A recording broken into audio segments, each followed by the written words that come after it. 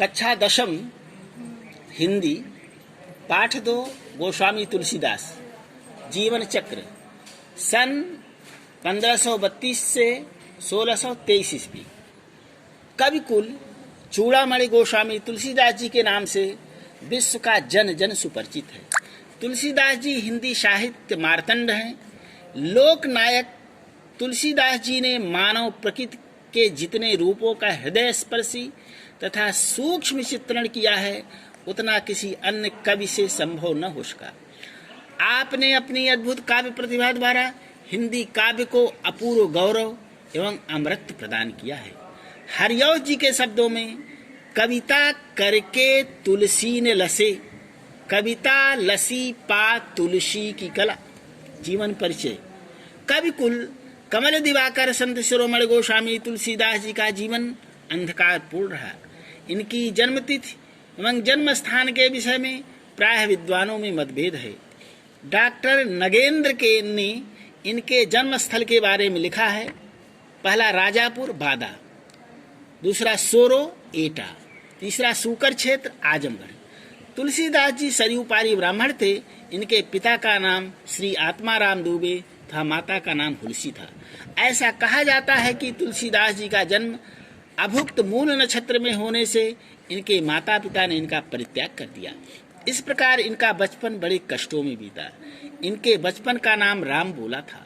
सौभाग्यवश इनकी भेंट बाबा नरहर दास जी से हो गई, जिनके साथ आप तीर्थों में घूमते रहे और विद्या अध्ययन भी करते रहे।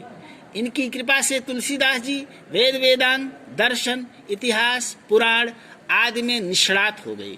तुलसीदास जी के जन्म के विषय में यह दोहा विशेष प्रचलित है। 1554 विषय कालिंदी के तीर, श्रावण शुक्ला सप्तमी तुलसी धरे शरीर। शिव सिंह सरोज ने आपका जन्म संवत 1583 विक्रम सन 1526 तथा पंडित राम गुलाम द्विवेदी द्वारा आपका जन्म संवत 1589 विक्रम 1532 माना जाता है। अंतः साक्ष्य के आधार पर इनका जन्म संवत 1589 विक्रम सन 1532 ईस्वी युक्त प्रतीत होता है। तुलसीदास जी का विवाह पंडित दीनबंधु पाठक की सुंदर एवं विदुषी पुत्री रत्नावली के साथ हुआ था। आप उससे अत्यंत प्रेम करते थे। वे किसी क्षण भी उससे दूर नहीं होना चाहते थे। इनकी अनुपस्थिति में एक दिन वह अपने मायके चली गई। वे इस वियोग को सहन न कर सके और भीषण वर्षा में नदी को 100 के द्वारा पार करके रात के समय पत्नी के पास जा पहुंचे। उनकी ऐसी आसक्ति देखकर रत्नावली ने इन्हें फटकारते हुए कहा, जितना प्रेम मुझसे करते हो उतना प्रेम तुम राम से करो, जीवन धन्य हो जाएगा। लाज न आवत आपको दौरे आयो साथ, धिक धिक ऐसे प्रेम को कहा कहो मैं नाथ। अस्ति चर्ममय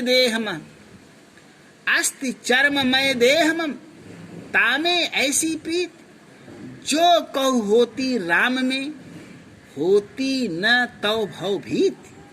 पत्नी की उक्त भर्त्सना से तुलसीदास जी की अवधारा प्रभु राम की ओर उन्मुख हो गई। वे विरक्त होकर काशी चले गए और अनेक तीर्थ स्थानों की यात्रा की तथा इनका जीवन काशी अयोध्या तथा चित्रकूट में अधिक व्यतीत हुआ। काशी के विद्वान से सनातन से शास्त्रीय ज्ञान प्राप्त कर संवत 1931 विक्रम में अयोध्या में रहकर रामचरितमानस की रचना 7 कांडों में प्रारंभ की और उसे 2 वर्ष 7 माह में परिपूर्ण किया।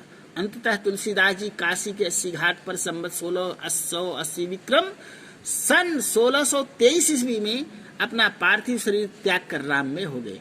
इनकी मृत्यु के संबंध में यह दोहा विशेष प्रसिद्ध है।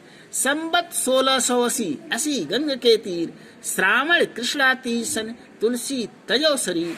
रचनाएं। तुलसीदास जी की 13 रचनाएं प्रमाणिक मानी जाती हैं, जिसका वर्णन निम्नलिखित है।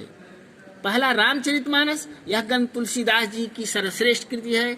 इसमें कवि ने राम कथा को दोहा सोरठा और चौपाई छंदों के द्वारा 7 कांडों में प्रस्तुत किया। विश्व साहित्य के प्रमुख ग्रंथों में इसकी गणना आज भी की जाती है। इस महानतम ग्रंथ में 9 रसों के साथ वात्सल तथा भक्ति रस का भी सुंदर परिपाक हुआ है। दूसरी रचना श्री कृष्ण दोहावली। कहा जाता है कि एक बार मथुरा में सूरदास से तुलसीदास जी की भेंट हो गई। धीरे धीरे दोनों में प्रेम भाव बढ़ गया।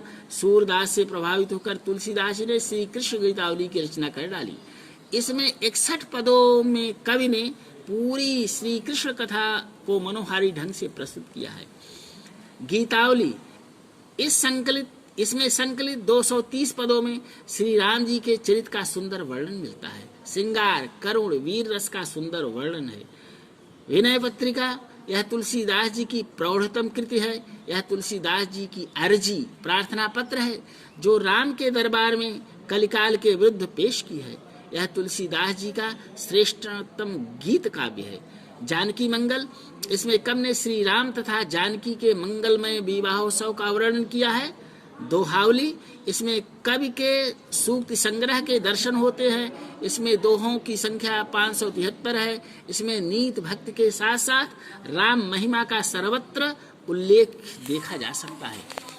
कवितावली, भाव तथा भाषा की दृष्टि से कवितावली तुलसीदास जी की सुंदर रचना है। इसमें रामचरितमानस की तरह 7 कांडों के दर्शन होते हैं। इसमें राम कथा के साथ साथ कृष्ण चरित्र की भी कविताएं संकलित है। इसके अतिरिक्त इन्होंने रामलला नेहचू, राम आज्ञा प्रश्न, वरवय रामायण, वैराग्य संदीपन, पार्वती मंगल तथा हनुमान बाहु की रचना की है। भाषा शैली, तुलसीदास जी का ब्रज तथा अवधी दोनों भाषाओं पर समान अधिकार था। विनय पत्रिका ब्रज भाषा में तथा रामचरितमानस की रचना अवधी भाषा में की है। तुलसीदास जी ने तत्कालीन सभी काव्य शैलियों का प्रयोग करके अपने काव्य में किया है। अवधी को साहित्यिक रूप प्रदान करने के लिए तुलसीदास जी ने संस्कृत के शब्दों को भी यथास्थान प्रयोग किया है।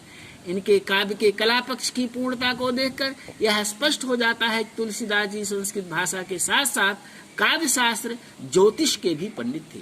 तुलसीदास जी के राम रूपी अमृत का पान करके ही अगणित जन अमर हो गए। इस प्रकार तुलसीदास जी का साहित्यिक अवदान अद्भुत तथा चिर स्मरणीय है।